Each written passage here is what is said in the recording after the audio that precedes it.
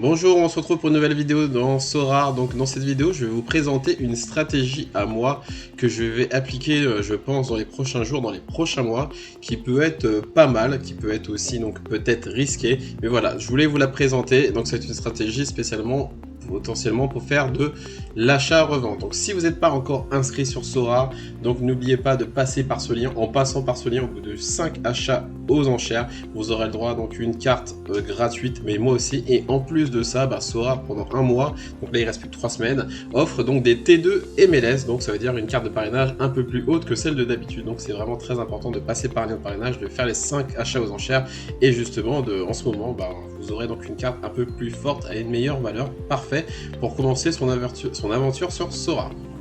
Maintenant, donc, je vais vous présenter ça. Donc, pourquoi je me mets sur une stratégie, c'est parce que voilà, je pense qu'il y a peut-être un petit coup à faire avec le mercato en ce moment, et justement avec les joueurs qui peuvent potentiellement partir dans des ligues non couvertes, qui sont pas encore arrivés sur Sorare. Donc, par exemple, la PL, la Première Ligue.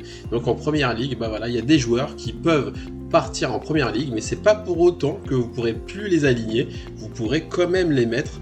Donc c'est ça qui est intéressant, ça veut dire qu'ils vont quand même faire du score, vous aurez leur carte, mais par contre leur carte ne sera plus éditée. Donc je vais vous donner 3 exemples là-dessus, et aussi un exemple aussi avec la Serie A. Donc la Serie A est sur Sorare bien sûr, mais ils n'ont pas encore tous les clubs, et par exemple un club comme l'Atalanta. Donc je vais vous montrer justement, il y a un joueur qui joue à l'Atalanta, qui s'appelle Tun Koopmeiners, donc voilà, qui est joué avant un ancien joueur de l'AZ, un très bon joueur, un très bon milieu de terrain qui marque beaucoup de passes décisives, etc.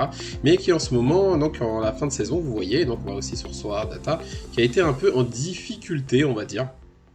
Bon, à part les 2 derniers matchs, mais sinon voilà, il a été donc sur le banc, il a été donc DNP, et puis vous voyez voilà son scoring vraiment pendant moins de 10 matchs qui a été vraiment, on va pas dire presque catastrophique, alors qu'il avait fait des bons débuts. Donc du coup, son prix a carrément chuté.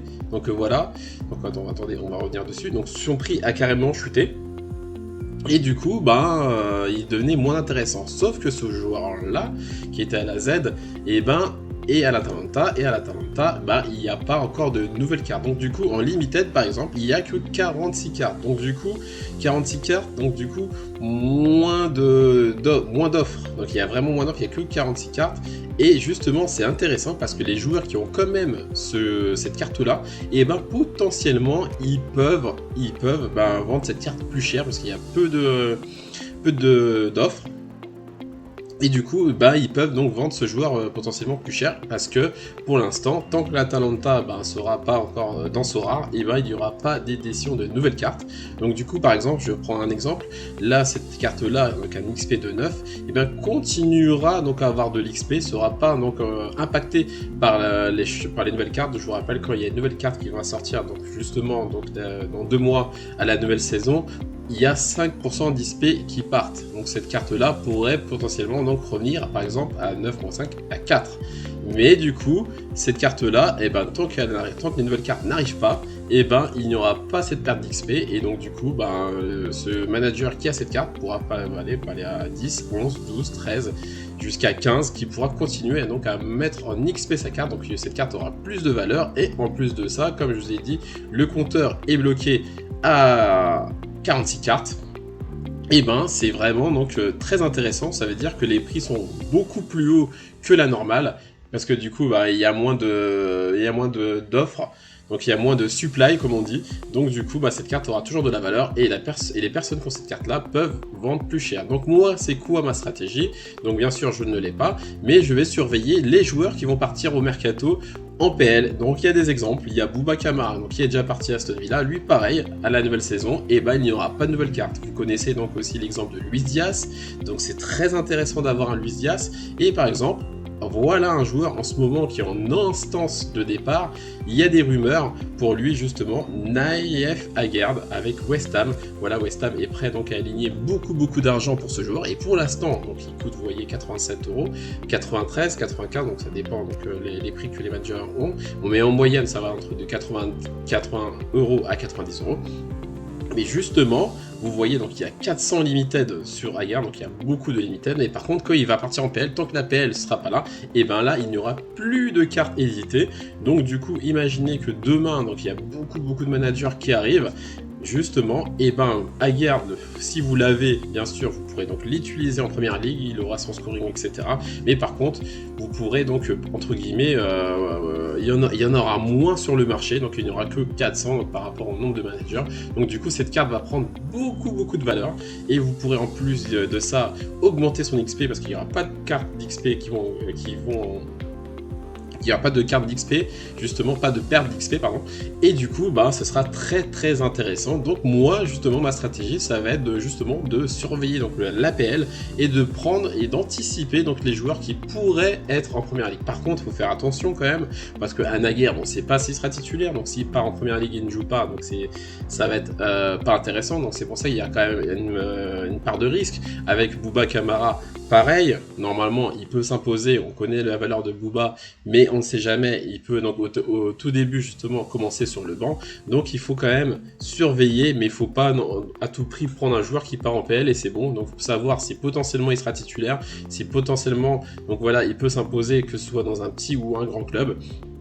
Mais justement, se positionner sur des joueurs comme ça, pour ensuite, entre guillemets, une fois que vous l'avez, pour revendre, ce sera très intéressant, parce que les personnes, par exemple, qui ont des Luis Diaz, qui revendent beaucoup plus cher, et aussi, il y a un cas très intéressant, justement, le cas de Haaland. Voilà, si vous avez de l'argent, c'est vraiment très intéressant. La dernière fois, on m'a demandé qu'est-ce qui est intéressant entre Mbappé et Haaland. Bah, avant, je vous aurais dit Mbappé tous les jours, parce que Mbappé, voilà, au niveau scoring, il fait du AA score aussi, donc voilà, il est au-dessus de Haaland. Mais par contre, niveau financier, niveau entre guillemets business sur Sorare, si vous voulez vous faire de l'argent, et ben je pense que le cas de Haaland sera autant intéressant que celui d'Mbappé. Pourquoi? Par rapport à tout ce que je vous ai dit depuis le début de la vidéo, ça veut dire que justement des Haaland, il y en a 355 et il n'y aura pas un Haaland de plus tant que la première ligue ne sera pas là, parce que voilà, il joue à Manchester City en première ligue et la première ligue, ils ne peuvent pas éditer de nouvelles cartes parce qu'ils sont pas encore dans Sorare, donc il restera que 355 Haaland. Donc ceux qui seront propriétaires de lui, ben, entre guillemets, ils vont devenir, je vais pas dire très riches, mais vraiment, ça va être une super opportunité pour eux, parce que des Haaland, les nouveaux managers qui arrivent, qui ont de l'argent, ils vont demander Haaland, des Mbappé, etc. Il y en aura de moins en moins, ça va devenir une rareté. Donc du coup, ça peut être un super plan, et moi, franchement, je suis prêt à prendre le pari avec vous, que Haaland, dans 5-6 mois, coûtera aussi cher qu'un Mbappé par rapport à cette explication que je vous ai donnée, la rareté du fait qu'il joue dans un championnat anglais et du coup qu'il y a moins de cartes, et en plus de ça, vous verrez sur le marché des XP à 12, 13, 14%, etc. On peut prendre aussi l'exemple de De Bruyne, où là aussi il y a moins de supply, et bien sûr, lui, la carte De Bruyne était sortie aussi pendant l'Euro avec la Belgique, mais sinon, il n'y aura jamais eu de carte De Bruyne, et on voit qu'il y en a peu sur le marché, et que les cartes De Bruyne, même s'il est très fort, sont à des prix indécents, même parfois plus hauts que ceux d'Mbappé. Voilà, donc j'espère que, voilà, dites-moi en commentaire ce que vous pensez de cette stratégie, justement, de viser donc des joueurs qui jouent en PL, en visant, entre guillemets, la rareté, et aussi donc le nombre d'XP qui peut être très haut par rapport à d'autres cartes. Voilà, donc j'espère que ça peut vous intéresser. Moi, en tout cas, je vais surveiller cet été tous les joueurs qui peuvent potentiellement partir en première ligue pour faire éventuellement de l'achat-revente. Voilà, on se retrouve bientôt pour une nouvelle vidéo. À bientôt.